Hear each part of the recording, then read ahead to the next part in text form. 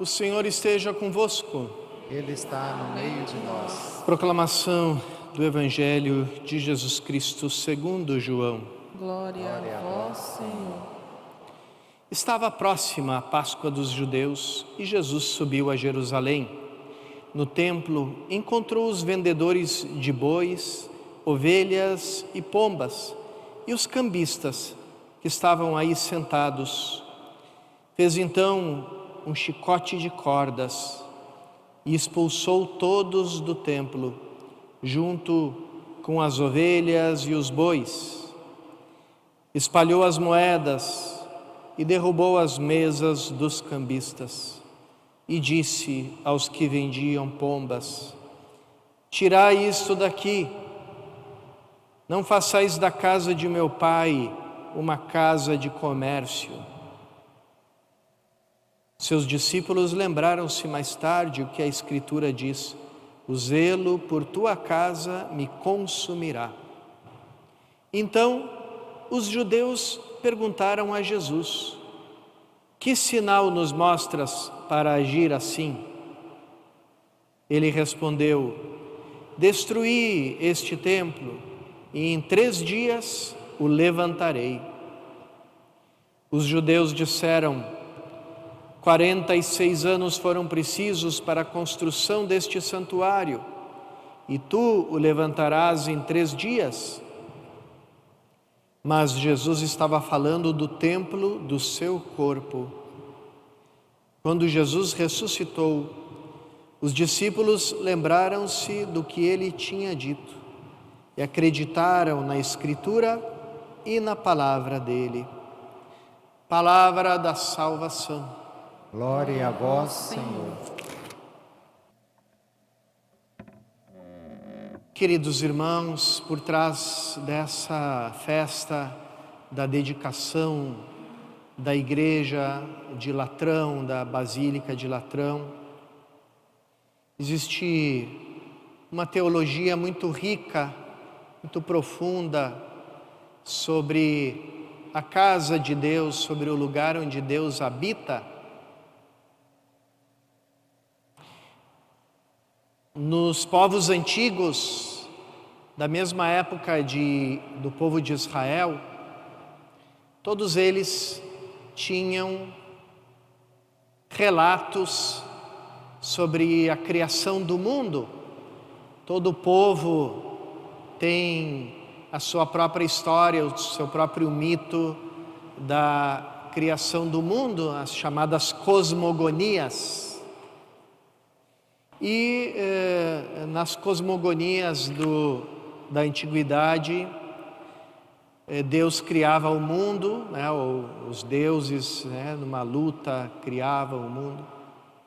E ao final, o último capítulo era sempre, a última obra da criação era que Deus criava um lugar na terra específico onde ele devia ser adorado, o seu templo, né? Esse último capítulo, esse último detalhe, ele falta no relato da criação da Bíblia. De fato, o último capítulo é sempre a criação do ser humano. E ali a gente já começa a ver um pouquinho daquilo que era o plano de Deus. Depois, a gente vai para o livro do Êxodo e Moisés, vendo que o povo tinha muita dificuldade de ter um culto, de ter uma religião em torno de um Deus invisível. E a prova disso é que o povo fez um bezerro de ouro para adorar, porque era muito difícil adorar um Deus invisível. Ali Moisés recebe de Deus uma série de instruções de como organizar um culto visível a Deus, um culto feito de coisas visíveis.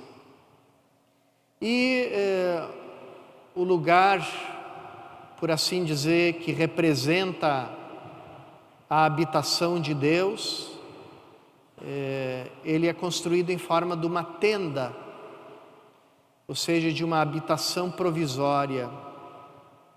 E ainda é dito para Moisés que essa tenda, ela deve ser construída de acordo com um modelo que Deus faz com que Moisés enxergue no céu. Então ele tem um modelo numa visão sobrenatural, e de acordo com aquele modelo ele constrói a tenda, a chamada tenda da reunião, a tenda que vai representar a presença de Deus no meio do seu povo. Então, o primeiro lugar onde Deus quer ser adorado, a primeira casa de Deus não é uma casa, é uma tenda. Porque Deus peregrina junto com o seu povo. Enquanto o povo está peregrinando, Deus também está peregrinando junto com ele. Não tem um lugar fixo. Ou melhor, tem sim um lugar fixo. O lugar fixo dele é junto do seu povo, do povo que ele escolheu. E essa é por assim dizer, a afirmação forte que Deus faz sobre a sua casa no Antigo Testamento.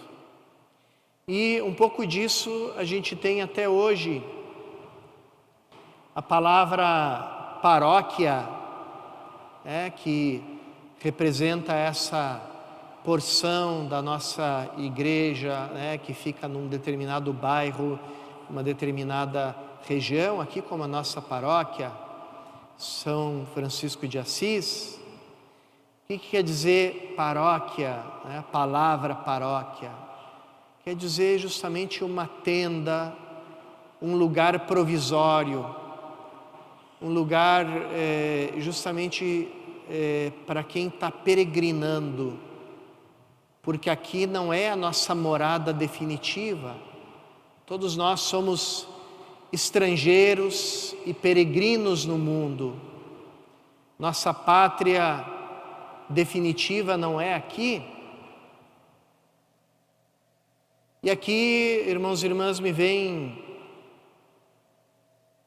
a tentação de comentar isso que eu tenho visto entre nós católicos, entre nós da comunidade, nos dias de hoje, onde irmão briga contra irmão, cristão acusa cristão, católico acusa católico, todos brigam com todos, por causa não da pátria definitiva, e não do Senhor que está acima de todos, mas sim por causa dos senhores deste mundo e da pátria desse mundo que não é a nossa morada definitiva.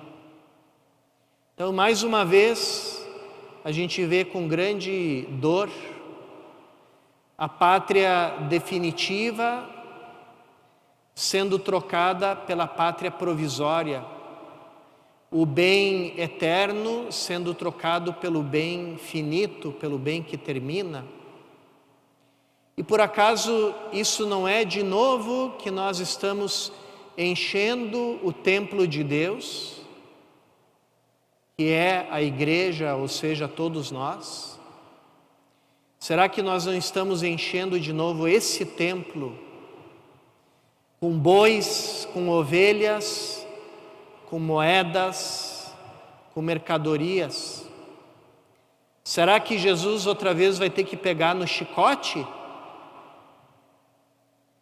para expulsar toda essa mentalidade do seu templo santo e dizer: fora da minha igreja, os mercadores, os que trocam as coisas de Deus pelas coisas do mundo, aqueles que acham que o reino de Deus fica aqui e é representado fisicamente por uma certa configuração econômica, política, ou o que seja, E aqui, irmãos e irmãs, é quase como um desabafo, né? Eu, os meus 53 anos de vida, já vi pessoas dizendo o reino de Deus é a monarquia, outros dizendo o reino de Deus é o socialismo. Cada um reduz o reino de Deus às nossas pequenas, medíocres, míopes medidas humanas. E é justamente por isso que Jesus toma o chicote, e expulsa toda essa mentalidade mundana, materialista,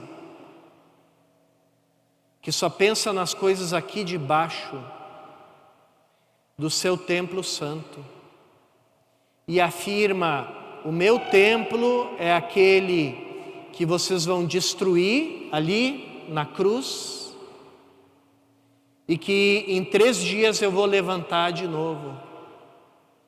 E João diz: esse templo é o templo do seu corpo. E São Paulo, na sua carta, como também São Pedro nas suas cartas vai dizer, que é esse seu corpo? Seu corpo é a igreja, seu corpo somos todos nós, porque a gente não pode nunca dissociar o corpo ressuscitado de Cristo, o seu corpo eucarístico e o seu corpo eclesial, porque Cristo só tem um corpo com todas essas dimensões. Quando nós comungamos a Cristo na Eucaristia, na comunhão, nós nos comungamos uns aos outros, porque comungamos o Cristo total, que é a cabeça e os membros, e portanto nos comungamos uns aos outros. Isso é doutrina de fé da igreja, está no Catecismo da Igreja Católica. Assim como nós que somos corpo daquele que ressuscitou no 3º dia, somos chamados a viver como ressuscitados e como membros do novo céu e da nova terra, como cidadãos da Jerusalém celeste, que sim, participamos aqui na cidade terrestre como bons cidadãos, cumprindo nossos deveres cívicos, etc., mas não esperando a salvação de nenhum salvador do mundo e da pátria, porque a gente já tem um Salvador que é Jesus Cristo, e Ele já nos salvou. Agora nós só precisamos viver como salvos. Será que nós estamos vivendo como salvos? Será que nós estamos vivendo como ressuscitados? Peçamos nessa Eucaristia a graça de viver como verdadeiros cidadãos da Jerusalém celeste.